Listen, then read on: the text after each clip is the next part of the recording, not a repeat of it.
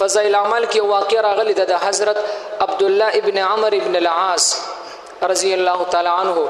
دا یو صحابي تیر شوی دی، ډیر عبادت نه کول خو به هر حال ډیر پرهیزګار او ډیر سیده ساده صحابي وو. نیوزل پیغمبر علیه الصلاۃ والسلام مسجد کې تشریف فرما دی، نور صحابه ور سره ناس دي.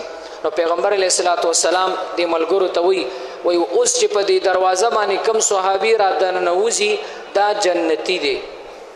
نو صحابه انتظار کولو ځکه چې د خدای رسول کوم خبر وو کی د کانی کرخه هغه کې دی شي خراب ختم شي. خو د پیغمبر علی السلام خبره هغه خطا نه وي، ځکه هغه خطا نه وي چې هغه ته د الله تر طرف وحي وي. نو د ټول صحابه مخونه واړول د دروازې ته ګوري په انتظار دي چې هغه خوش قسمت او نیک انسان بسو کی چې د پیغمبر په زبان باندې هغه ته د جنت زیره ملاو شوی دی. نو چې وی قتل هغه د عبد الله ابن عمر ابن العاص رضی الله عنه صحابي را دننه وته دوی سره کېناستل. هغه خپل مونږ او داس چې کم مجلس هغه وشو. خو په دغه ټیم کې تی صحابه تپوس نه کوله د عبد الله نه چې د کم یو داسې عمل چې پیغمبر علیه الصلاۃ والسلام دومره په دعوی سره ویل چې دا جنتی دی.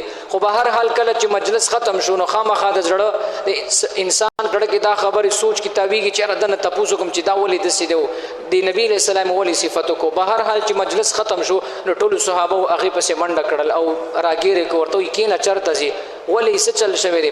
و استا ته خو پته نشته ستا باره کې پیغمبر علیہ السلام د جنت زیره ور کړی دی. اوس هغه عمل هغه کار مونږ ته وخایا د کم کار د وجنه چې پیغمبر علیہ السلام ستا باره کې د جنت زیره ور کړی دی. نو دی عبد الله ابن عمر ابن العاص ویلی وای نو خو د شپې دومره ډیر تهجد کوم نه ما د منځونه کړی دي تاسو زمانه خي ځکه جمعه ته زمانه مخ کې راغلی نه می دومره منځونه شتا چې مثال پاغي باندې مال الله جنت راکې نه می داسې مال حال د الله په لار کې لګولې دي او نه د شپې مثال ز جړاو پر یاد تهجد کوم. هغه ورته ویل نه د نور ملګرو ته به د عمل منتخب خودي ورته ویل یو کار دی. هغه کار دی چې ما پیغمبر علیه الصلاۃ والسلام سره دا خبره شریک کړي. هغه دا دی چې زما زړه په دې زړه کې د هیڅ چا د پاره بغض او حسد پکې نشتا. الله گواه دی. دا صحابي ورته الله گواه دی، الله د زړه نه خبر دی. او زه تاسو ته ویم چې زما په زړه کې د هیڅ چا د پاره په زړه کې حسد بغض او کینه نشته دی.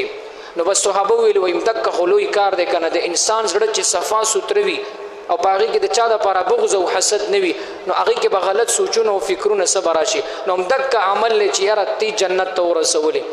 نو دی حدیث نه دا معلومیږي چې زړه دا بالکل صفا سوتره ساتل پکار دي.